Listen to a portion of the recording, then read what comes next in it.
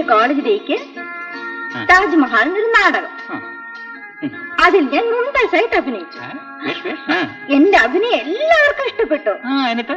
എന്റെ കൂട്ടുകാരികളൊക്കെ എന്നെ കളിയാക്കി. നിന്റെ ഷാജഹാൻ എവിടെടി എന്നൊരു ചോദ്യം.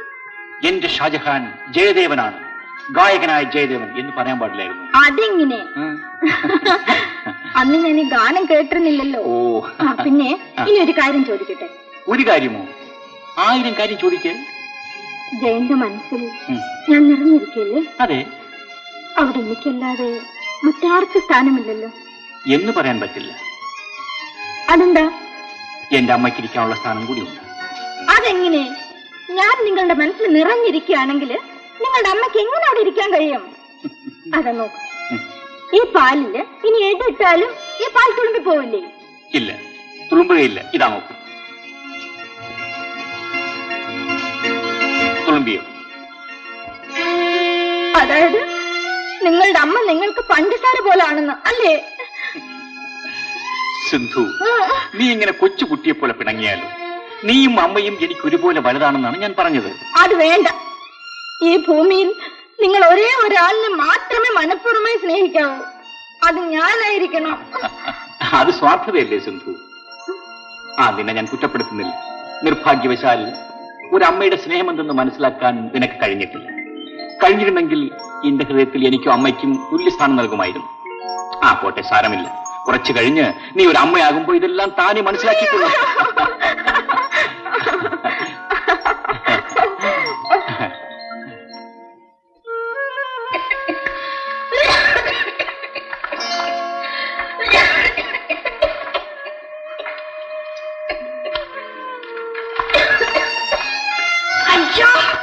അത് കേൾക്കണില്ലേ? എന്തോന്ന്? നിങ്ങളുടെ അമ്മ ഭയങ്കരമായിട്ട് ചുമക്കുന്നുണ്ട്. സിന്ധു, നിങ്ങളുടെ അമ്മയെന്ന് പറയരുത്. ഇനി എന്റെ അമ്മയാണ് നിന്റെയും അമ്മ. എന്തൊരു ചുമ! ഈ ശബ്ദം കേൾക്കുമ്പോൾ എന്റെ നെഞ്ചിലൊരു കിളിക്കം. ഇതാണോ നീ ഇത്ര വലിയ കാര്യമായി ഓടി വന്ന് പറഞ്ഞത്? ഇത് അമ്മയ്ക്ക് കൂടെ കൂടെ വരാനുള്ള ചുമയാണ്. എന്നിട്ട് ഇതുവരെ ഡോക്ടറെ കാണിച്ചിട്ടില്ലേ? ഈ ചുമയുടെ ശബ്ദം കേൾക്കുമ്പോൾ ഇത് ക്ഷയമാണെന്നാ എനിക്ക് തോന്നുന്നു. അനാവശ്യം പറയുന്നു. ചുമയെന്ന് പറഞ്ഞാൽ ക്ഷയമെന്നാണോ മനസ്സിലാക്കുന്നത്? അമ്മ കൂടുതൽ ജോലി ചെയ്യുമ്പോ എങ്ങനെയൊക്കെ വരും. ക്ഷീണം കൊണ്ട് ആരെങ്കിലും ഇങ്ങനെ ചുമയ്ക്കോ? എനിക്കൊരു സംശയമില്ല, ഇത് ടി ബി തന്നെയാ. സിന്ധു,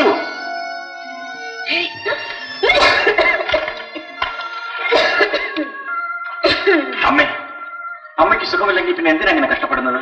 എടാ, സിന്ധു പാലും തേനും കുടിച്ച് വളർന്ന കുട്ടിയാ. അവക്ക് വായിക്ക് രുചിയുള്ള വല്ലതും ഉണ്ടാക്കി കൊടുത്തില്ലെങ്കിൽ കഷ്ടമില്ല. നീ പോയി അവളെ വിളിച്ചോണ്ട് വാ, ഞാൻ ചോറ് വിളമ്പാം. സിന്ധു, തക്കാളി സാമ്പാറാണ് നിനക്ക് വേണ്ടി ഞാൻ പ്രത്യേകം വെച്ചതാ. അമ്മേ, സാമ്പാർ ഒന്നാം തരം. അല്ല, മരുമകൾക്ക് വേണ്ടി പാചകം ചെയ്യാൻ തുടങ്ങിയപ്പോ അമ്മ അറിഞ്ഞ് പെരുമാറിയിരിക്കുകയാണല്ലോ.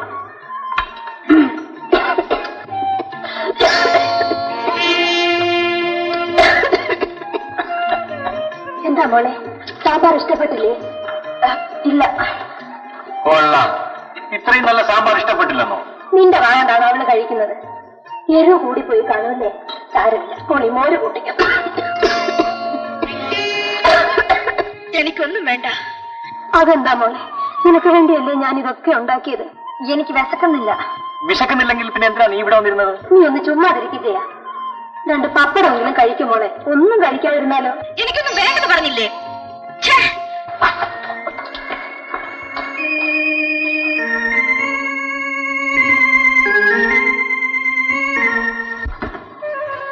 അമ്മേ, എന്താണിത്? നീ എന്നിട്ട് ഞാൻ തേക്കാം. നീ അപ്പുറത്ത് പോയി നിന്റെ ജോലി നോക്കടാ. അമ്മേ, ഞാനൊന്ന് ഡൽഹി വരെ പോകാൻ തീരുമാനിച്ചിരിക്കുകയാണ്. ഞങ്ങളുടെ കമ്പനിയുടെ പേപ്പർ കോട്ടയ്ക്ക് വേണ്ടി. പോകുമ്പോ ആഗ്രഹം ഒന്ന് കണ്ടാൽ കൊള്ളാമെന്നുണ്ട്. എങ്കിൽ സിന്ധുവിനെ കൂടെ കൊണ്ടുപോ. സിന്ധു മാത്രം പോരെ, അമ്മയും വരണം. ഞാനെന്തിനാ? അത് പറഞ്ഞാൽ പറ്റില്ല. അമ്മ വന്നെങ്കിൽ എനിക്ക് തൃപ്തിയാവൂ. എന്താ അമ്മ വരില്ലേ? നിനക്ക് അത്ര നിർബന്ധമാണെങ്കിൽ ഞാൻ വരാം. അല്ല, സിന്ധു ഇവിടെ? പുള്ളിക്കാരി ഇന്ന് അടുക്കള കയറിയിരിക്കുക. ഇന്നത്തെ പാചകമൊക്കെ അങ്ങ് ഏറ്റെടുത്തു. അയ്യോ ഭഗവാനെ, ഇതെന്തൊരു വേഷം! ഇതാണ് കുക്കിംഗ് ഡ്രസ്. എങ്ങനെയുണ്ട്? നന്നായിട്ടുണ്ട്. നിങ്ങളുടെ വിചാരം നിങ്ങളുടെ അമ്മയ്ക്ക് മാത്രമേ കുക്കിംഗ് അറിയാവുന്നല്ലേ? ഇന്ന് എന്റെ സാമ്പാർ ഒന്ന് ടേസ്റ്റ് ചെയ്ത് നോക്ക്. സിന്ധു സ്പെഷ്യൽ. ഓഹോ, അപ്പൊ ഇന്നത്തെ വിഭവങ്ങളൊക്കെ സിന്ധുവാണോ ഉണ്ടാക്കിയിരിക്കുന്നത്? പിന്നെ ഇത് പാട്ട് പാടുന്ന പോലെ അത്ര എളുപ്പമൊന്നും അല്ല, വളരെ പ്രയാസമുള്ള ജോലിയാ. പിന്നെ ഒരു പ്രധാനപ്പെട്ട കാര്യം പറയാൻ മറന്നുപോയി. ഇല്ലെങ്കിൽ അതൊരു പതിവല്ലേ? പ്രധാനപ്പെട്ട കാര്യങ്ങളൊക്കെ നിങ്ങളുടെ അമ്മയോടല്ലേ പറയുന്നത്? പറയുന്നത് കേൾക്കൂ സിന്ധു. എന്താ? നമ്മള് ഒരു ടൂർ പോകുന്നുണ്ട് ഡൽഹിക്ക്. ഇന്നാണ് നിങ്ങൾ ആദ്യമായിട്ട് ഭർത്താവിന്റെ കടമകൾ മനസ്സിലാക്കി. മറ്റൊരു സന്തോഷ വർത്തമാനം കൂടി. എന്താ? അമ്മയും നമ്മുടെ കൂടെ വരാമെന്ന് സമ്മതിച്ചിട്ടുണ്ട്. നമ്മൾ പോകുന്നത് പുണ്യക്ഷേത്രങ്ങൾ സന്ദർശിക്കാനല്ലല്ലോ. ഗുരുവായൂരോ കാശിയോ രാമേശ്വരോ പോകുമ്പോൾ അവരെ കൂട്ടിക്കൊണ്ടു പോകാം. ഇങ്ങനെ ഹണിമൂണ് പോകുമ്പോൾ അമ്മയും തോളത്ത് തൂക്കിക്കൊണ്ടു പോകുന്ന മകനെ ഞാൻ ആദ്യമായിട്ടാ കാണുന്നത്. സിന്ധു, അമ്മ ഡൽഹി കണ്ടിട്ടില്ല. വയസ്സായിരിക്കുന്ന അമ്മയ്ക്ക് ചില ആഗ്രഹങ്ങളൊക്കെ കാണില്ല. ശരി, നിങ്ങൾ ഡ്രസ് മാറ്റിക്കൊണ്ടുവരും, നമുക്ക് ഊണ് കഴിക്കാം. പിന്നെ എന്റെ സാമ്പാർ ഒന്ന് ടേസ്റ്റ് ചെയ്ത് നോക്കൂ. ഗുഡ്, ടേസ്റ്റ് നോക്കാം, കൊണ്ടുപോവാ. Thank you.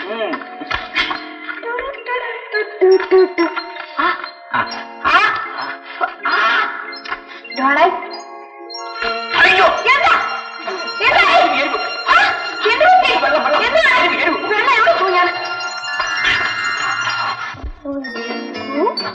റെഡിയായില്ലേ? ട്രെയിനിന് സമയമായി. ഞാൻ ഒരുങ്ങി 1 മണിക്കൂറായി. ഡൽഹിയിലെത്തി ആദ്യ ദിവസം തന്നെ നമുക്ക് ആഗ്രയ്ക്ക് പോകണം. അവിടെ നിന്ന് നേരെ കാശ്മീർ. താജ്മഹാളും കാശ്മീരിലെ താഴ്വരകളുമാണ് എന്റെ സ്വപ്നങ്ങൾ. കാശ്മീരിൽ നമുക്ക് പോകേണ്ട സിന്ധു. കാശ്മീർ വലിയ തണുപ്പാണ്, അമ്മയ്ക്ക് പിടിക്കില്ല. അതിനാണ് ഈ സ്വെറ്റർ എടുത്ത് വെച്ചിരിക്കുന്നത്. ശരി, അങ്ങനെ നാട്ടെ. അത് കഴിഞ്ഞിട്ട് നമുക്ക് നിർത്ത്. പിന്നെ കാശ്മീരിനപ്പുറത്താണ് ഹിമാലയ പർവ്വതം. ഹിമാലയ പർവ്വതത്തിന്റെ മുകളിലാണ് എവറസ്റ്റ്. അതിന്റെ പുറത്ത് പറ്റിപ്പിടിച്ച് കയറാൻ പറയല്ലേ എന്റെ കുഞ്ഞ്. എനിക്ക് ലീവില്ല. ലീവല്ലേ? നിങ്ങൾക്ക് എത്ര ദിവസം ലീവ് വേണം? എന്റെ ചേട്ടനോട് പറഞ്ഞ് ഞാൻ വാങ്ങിച്ചു തരാം. അല്ലെങ്കിലും എപ്പോഴും നീ പിടിക്കുന്ന മുയലിനാണല്ലോ 3 കൊമ്പ്. ഞാൻ അമ്മ വിളിച്ചോണ്ട് വരാം. അമ്മ ഇതുവരെ തയ്യാറായില്ലേ? അമ്മ എന്താ കിടക്കുന്നത്? സുഖമില്ലേ? ഇന്നലെ രാത്രി മുതലേ എനിക്ക് നല്ല സുഖമില്ല. കൈയും കാലും ഒക്കെ വിറയ്ക്കുന്നു. നെഞ്ചിനകത്ത് ഒരു വേദന. എന്നാൽ ഞാൻ പോയി വേഗം ഡോക്ടറെ വിളിച്ചോണ്ട് വരാം. വേണ്ട മോനെ, ഡോക്ടർ വന്നിട്ട് എന്ത് ചെയ്യാനാ? ജോലിയൊന്നും ചെയ്യാണ്ട് വിശ്രമിക്കാൻ പറയും, അത്ര തന്നെ. നീ വിഷമിക്കാതെ സിന്ധുവിനെയും കൂട്ടി പോയിട്ട് വാ. ഇല്ലമ്മേ, അമ്മയെ ഈ നിലയിൽ കണ്ടിട്ട് ഞാൻ പോവില്ല. നീ നിന്റെ ജോലിക്കാര്യമായിട്ടാണ് പോകുന്നത്, അക്കാര്യം മറക്കരുത്. ആദ്യം കടമ, പിന്നെ ഉള്ളു മറ്റെന്ത്. ഒരു ജോലിക്ക് വേണ്ടി നീ എത്ര കഷ്ടപ്പെട്ടതാണ്. ശരിയമ്മേ.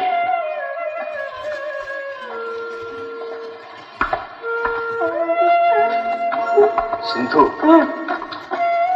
അമ്മ വരുന്നില്ലെന്ന് പറയുന്നു. എന്ത് പറ്റി? അമ്മയ്ക്ക് പെട്ടെന്ന് സുഖമില്ലാതായി. അയ്യോ, സുഖമില്ലെങ്കിൽ ദൂരയാത്രയ്ക്ക് പോകാൻ പാടില്ല. അതുകൊണ്ട് അമ്മ ഇവിടെ നിർത്തിയിട്ട് പോകാൻ ഞാൻ തീരുമാനിച്ചിരിക്കുകയാണ്. പക്ഷെ സുഖമില്ലാത്ത അമ്മയെ തനിയുണ്ടാക്കിയിട്ട് ഞാൻ എങ്ങനെ പോകും? അതുകൊണ്ട് സിന്ധു കൂടെ ഇവിടെ നിന്ന് അമ്മയെ ശുശ്രൂഷിച്ചുകൊള്ളു. ഞാൻ പോയിട്ട് കാര്യങ്ങളൊക്കെ ശരിപ്പെടുത്തി ഉടനെ മടങ്ങി വന്നേക്കാം.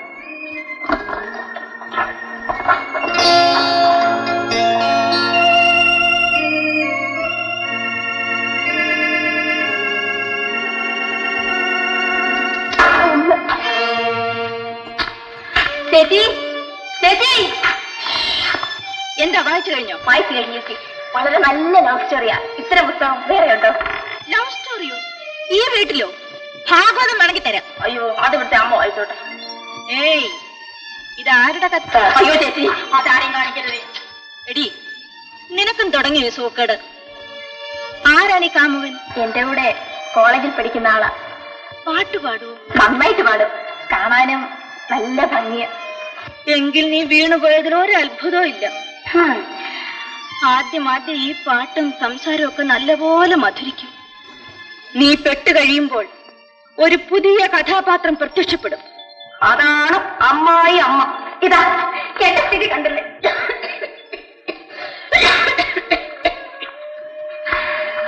മോന് വന്നിട്ട് കാപ്പി കുടിച്ചില്ലല്ലോ. ഇനി ആ ചുമ എനിക്കും കൂടെ പകരണമായിരിക്കും. മോളെന്താ ഇങ്ങനെയൊക്കെ പറയുന്നത്? നിനക്കിവിടെ എന്താ കുറവ്? അയ്യോ, എനിക്കിവിടെ ഒരു കുറവുമില്ല. നിങ്ങളുടെ ഈ ചുമ ഒന്ന് മാത്രം മതിയല്ലോ. ഓരോരോ പ്രാവശ്യം ചുമയുടെ ശബ്ദം കേൾക്കുമ്പോൾ എന്റെ ജീവിതം മുഴുവൻ കുലുങ്ങുന്നത് പോലെ തോന്നുന്നു. മോളെ, ഇത്രയും കാലം ഞാൻ കരുതിയത് ഞാൻ ചുമയ്ക്കുമ്പോൾ എന്റെ നെഞ്ച് മാത്രമേ കുലുങ്ങുവെന്നാണ്. ഇപ്പോ നിനക്കും അത് ശല്യമാണെന്ന് മനസ്സിലായി. ജയം വരട്ടെ. എന്റെ ചുമ മാറി കിട്ടുന്നത് വരെ എന്നെ ഏതെങ്കിലും ഒരു ആശുപത്രി കൊണ്ടുവന്നാക്കാൻ അവനോട് പറയും. അതുവരെ എന്തിനു കാത്തിരിക്കുന്നു? ഇപ്പോഴേ പോകാമല്ലോ. ഇത് ചീത്ത സൂക്കേടാണ്. തുടക്കത്തില് ചികിത്സിച്ചാലേ ഭേദമാകും. അവൻ വരട്ടെ, എന്നിട്ട് ഞാൻ പൊയ്ക്കോളാം. അമ്മയുടെ മകൻ ഇതൊന്നും പറഞ്ഞാൽ മനസ്സിലാവില്ല. അമ്മയാണെന്നും പറഞ്ഞ് രോഗം വന്നാൽ പകരാതിരിക്കുവോ? ജനറൽ ഹോസ്പിറ്റലിലെ ഡേറ്റ് ഡോക്ടർ എന്റെ ഫ്രണ്ടാ.